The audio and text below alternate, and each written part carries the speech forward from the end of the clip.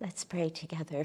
Heavenly Father, Divine Mother, friend, beloved God, Jesus Christ, Babaji Krishna, Lahiri Mahashaya, Swami Shri Yukteswar, our beloved Guru Deva, Paramahansa Yoganandaji, saints of all religions, beloved Swamiji, we lovingly bow before you all. Divine Mother, great masters, help us to remember always that this whole world that we live in is your play. We are actors in it. It is always your energy that we are manifesting. We are neither our successes nor our failures,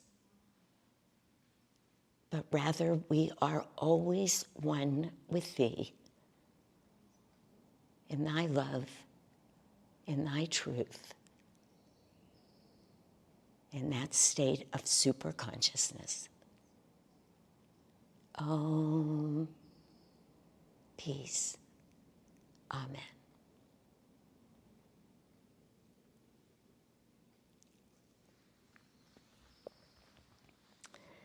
Last week, I started a talk that was called Mistakes Are What You Make of Them. And it was very clear to me as I was speaking that I had more than 30 minutes worth of talking to do. When I got home, there was an email waiting for me from a friend who said to me, great talk, but he wrote, oh, I was so glad when you ended that somber talk with an uplifting story. And I thought to myself, somber talk? That's not what I meant it to be. And so I thought, boy, I'm really glad I told everybody there would be a part two. It was interesting. I haven't rewatched that talk, so I can't know what he was seeing, but I'll trust him. That talk was, I want to say inspired, though I would be using that word loosely, but it was. And I mentioned this last week because I had misbehaved not long before that. And I just simply made a mistake. I'd written an email when I was emotional and really centered right in my ego. And as I said then, which is fascinating to me, even still, the whole time I was writing the email, it was going through my mind, you shouldn't be writing this email right now. You really should not be. You shouldn't even have these thoughts or these feelings, but if you have them, don't be silly enough to put them into this computer. And whatever you do, don't hit send. And this is going on like a separate conversation that I'm listening in on as my fingers are typing away. And as soon as I was done, I just hit send. It's really remarkable. I mean, now I can look at it like it had nothing to do with me, although of course it did. And I haven't, hopefully, lost the benefit of that. But let me just say, at least I'm more objective than I was for the next 48 hours when I was thinking to myself, how in the world could you have done that? So it prompted me to start looking up in our library of everything that Swamiji and Master, and actually many other of our authors, have written about mistakes. And it was a wonderful learning experience for me. So I came to that talk last week just wanting to share what was new and fresh and what felt uplifted and expansive to me, not contracted, kind of contained in self-flagellation, which it's very easy to do with our mistakes.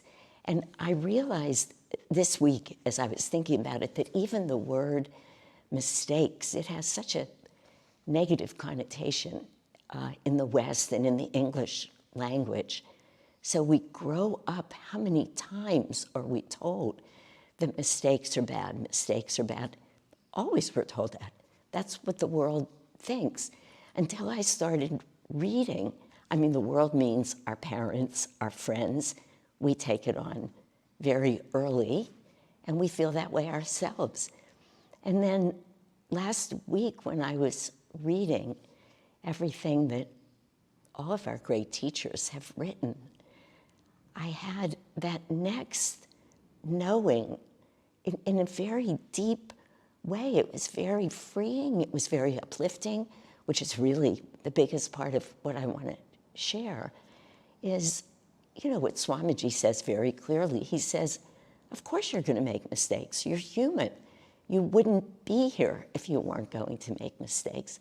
And it's not the making of the mistake that is really the issue. It's what we do with it. It's how we look at it. It's how we learn from it. It's in what light do we hold it? Do we beat ourselves up about it? Do we feel guilty? Do we embrace that mistake and let that become the next reason to lower our standards, really, of what we want to, of what our goal is spiritually? Or do we notice it and look at it and learn from it and be able to move always in the direction of God? Swamiji wrote a very wonderful line somewhere. I don't know where I read this, but he said, if we're going to extricate ourselves from the coils of a rope, these are his words, he said, we first have to find out where the knots are. And it's just so wonderful because you can just have that image of this rope being unknotted, being stretched out, becoming all of itself, its full length, having all of its potential to be used once we get the knots out. But we have to see where the knots are before we can approach it. It was, I mean, just so like Swami in one short sentence like that, to really create that beautiful image that we can all relate to. This past week in our Kriya Satsang group, we're reading Swamiji's book, The Promise of Immortality. It's a profound work. I keep mentioning it because it's so much a part of our lives right now. Every week we're reading a chapter, and we're in groups of 8 to 12 to 14 people. Everybody's bringing to that group something or things that came up for them in the reading. But it's Swamiji's most expanded commentary on each of the weekly readings on the Bible and the Bhagavad Gita. So his most expanded commentary that he's written on it. And the readings challenge us in the most wonderful ways, but they challenge us to go deeper and deeper and deeper into the truest meaning of each of these readings. So somebody brought up in our group last Monday, let me see if I can, he was asking the question about why we can't work on growing spiritually, work out our karma in the astral plane. Like he was trying to figure out something about really why we have to keep reincarnating in this plane. And I remembered something that Swami Kriyananda wrote in the Raja Yoga book. I believe it's in the last chapter where he's summing everything up. But he said, those souls who are deeply committed to spiritual growth to the point of perfection, perfection meaning remembering, realizing our complete true nature. He said, they are not the souls that really choose to hang out too long in the astral plane. He said, because so much progress can be made on the material plane. And he said, so much more progress. What came out of that discussion Monday night, I'll say this parenthetically, that was interesting is that we speak about the astral plane as if it's one place that we go to. But even within that energetic plane of existence, there are many realities. There are many what are called lokas in Sanskrit. So it's not, even if we've been really good, made progress, had our intentions looking in the right direction throughout this current life that we're in, with all of our friends, all of our spiritual family, it doesn't necessarily mean when we leave here that we're all going to exactly the same place in an astral realm. One of the women commented that she was talking about the difference between gross karmic lessons and more subtle karmic lessons. I thought that was a very good way of thinking about it. But I'm saying it right now to say that this existence as we know it on this material plane is really the grossest, if you will, of planes to be working out a lot of our karma. But it offers us tremendous opportunity. We came back here for good reason. And the reason we did is because we wanted to work through as much of our karma as we possibly could, even knowing, perhaps, that delusion is so strong here, that the tug of Satan, that somebody who is serious on the spiritual path and committed and really yearning to know the truth can sit down and in a heartbeat write a nasty email and send it to people that she loves and hurt them. We know these things, yet we reincarnate exactly so that we can do it. So that after that, I can say to myself, how is it that that happens? Why does that happen? How does that happen? What can I learn from it? I remember I had a beautiful experience with Joe Tisch many years ago now. I don't remember how many years it is since he was diagnosed with bladder cancer. And for many reasons, I had what I now consider to be great, good karma of being with him within hours of his finding out that he had bladder cancer. And it was during either inner renewal week or spiritual renewal week, but all by way of saying he had a lot of talks to give, very much day after day after day, right in the public eye. And within hours of his hearing he had that cancer, I heard it. And then I got to walk that path with him.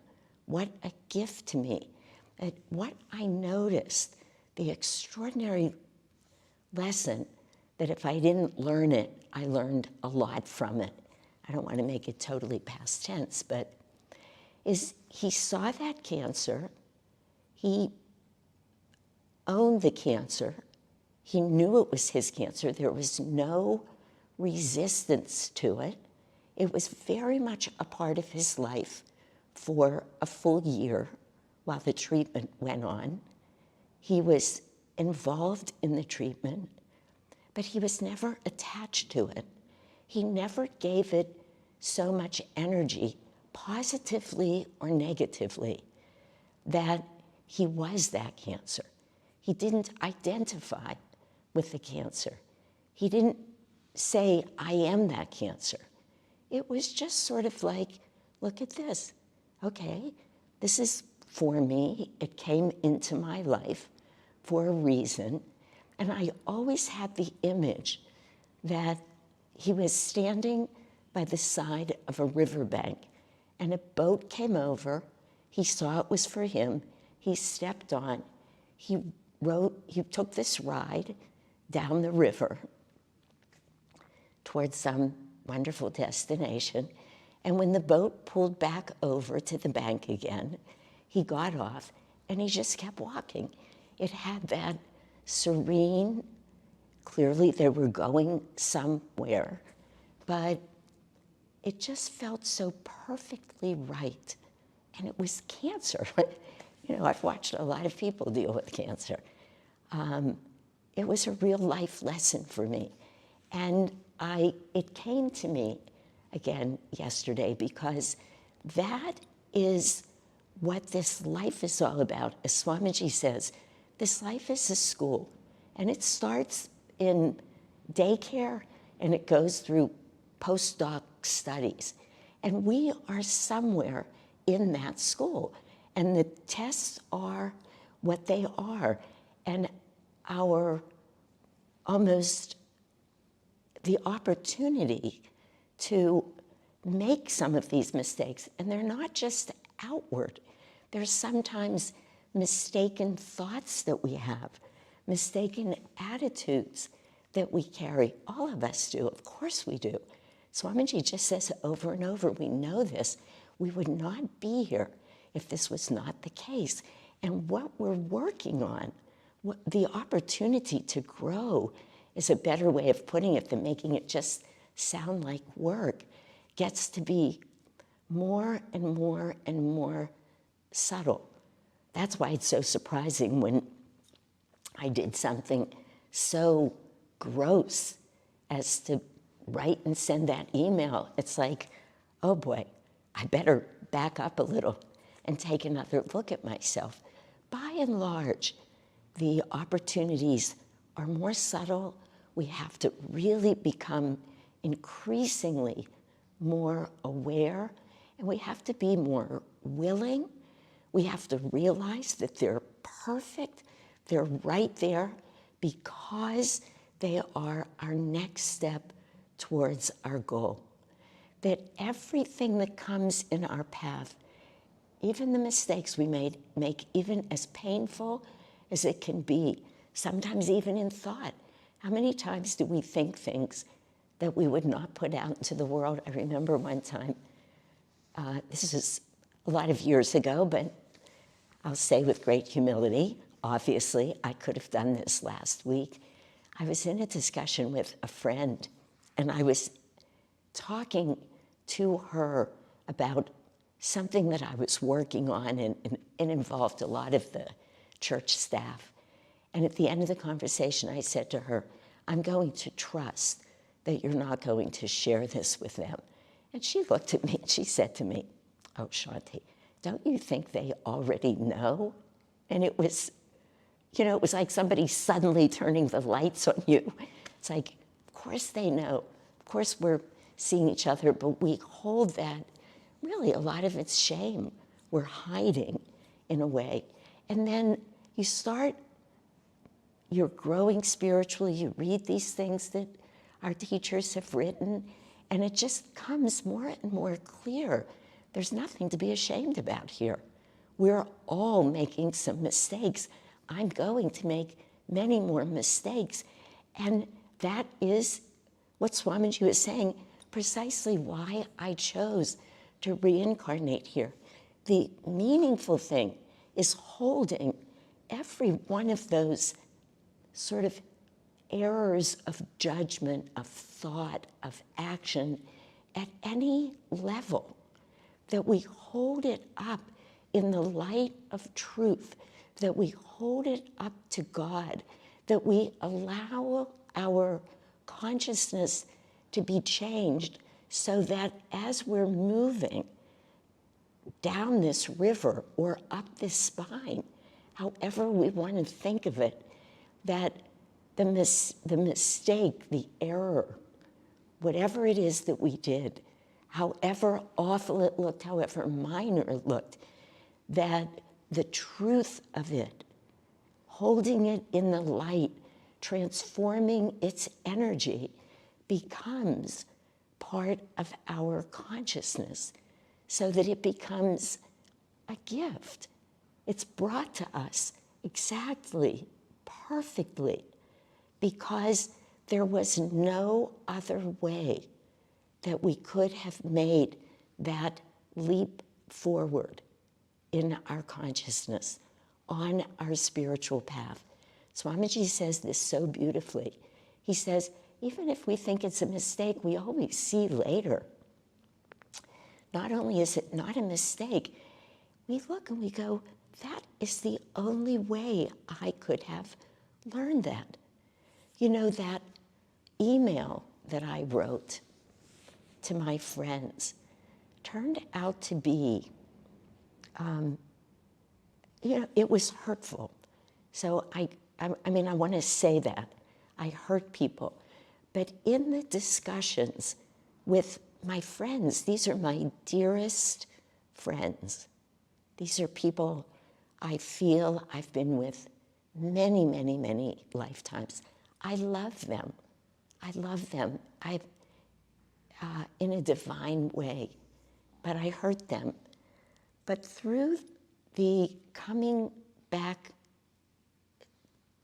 through the resolution of that energy, as we were moving to resolve it, I can honestly say that I had moments with a couple of them of each of us knowing in a moment that we were in God's love together.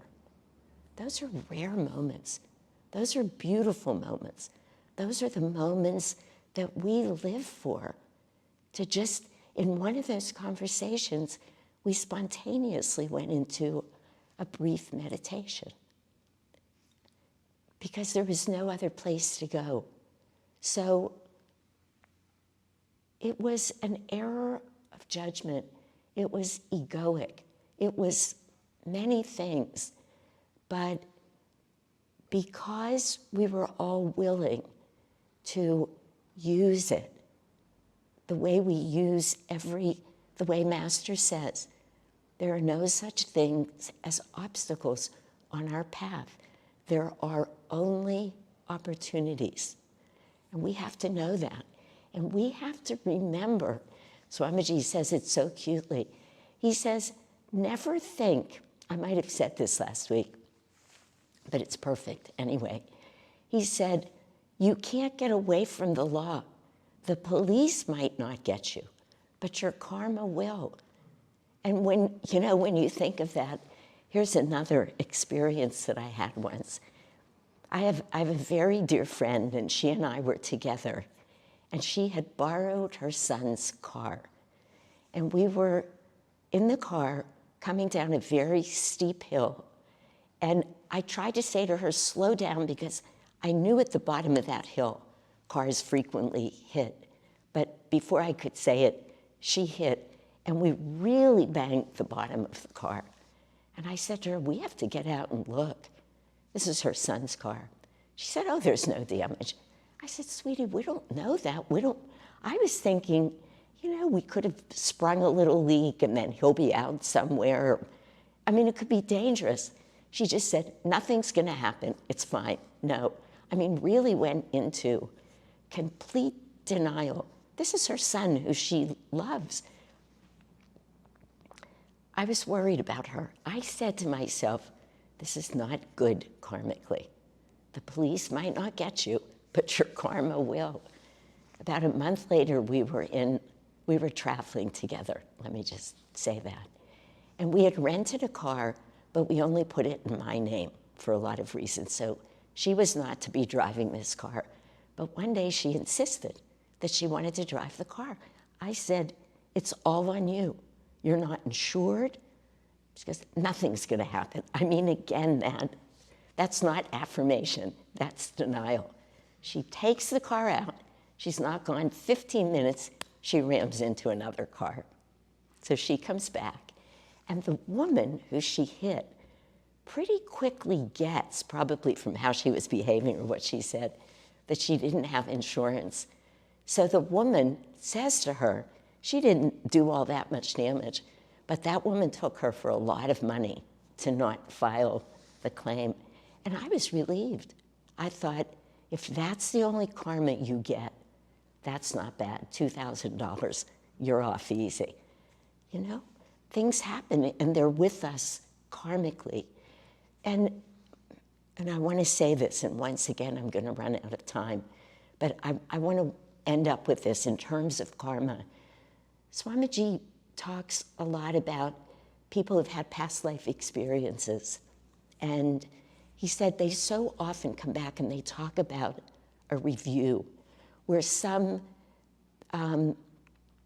very kind, beneficent being, he says, is there, and they walk you through your life, and they show you every experience that you've had in your life. And when you've treated people well, and you've loved them well, and you've helped them do something that will raise their consciousness, you just are in the beauty of it, the magnificence. But you also get to look at those times where you didn't treat people well, or you misbehave in some way, and you've caused people pain, and you feel the pain of it. He said, but every one of those people that he's had anything to do with come back, and they want to do good things. They're inspired by that near death so often. This isn't 100% of the time, but very often, probably for more highly evolved beings, they come back and they want to only do good. And I thought to myself, when I was thinking about what it means to see, to be willing to be the person who has ears to hear, or for those of us who can receive God's lessons and the blessings that can come through every experience of our life, let's do it now. Let's not have to wait for near-death experiences or death itself. I mean, we'll have many opportunities, but why not do it right now? Just look and say, I'm not that mistake. I'm not that consciousness. I'm so much more than that. And not deny it, not push it off to the side so that we have to have a car wreck. We don't want to do that in any way, shape, or form. We want to look at it like Joe Tisch looked at his cancer and say, look at that. Look what I did. What do I need to do to make amends, we can call it, but hold that in our own way. Just open our heart, bring kindness, offer an apology if that's what's needed, notice where our mind goes, and affirm that we will not do that again. Offer it back to God. Look at what we just did together, Divine Mother. Help me remember this. That's not who I am. That's not how I want to behave. But do it now. Let's just have the courage, the conviction, the willingness, really the faith in God, that there's no judgment, there's no blame. Our mistakes are no better than our successes.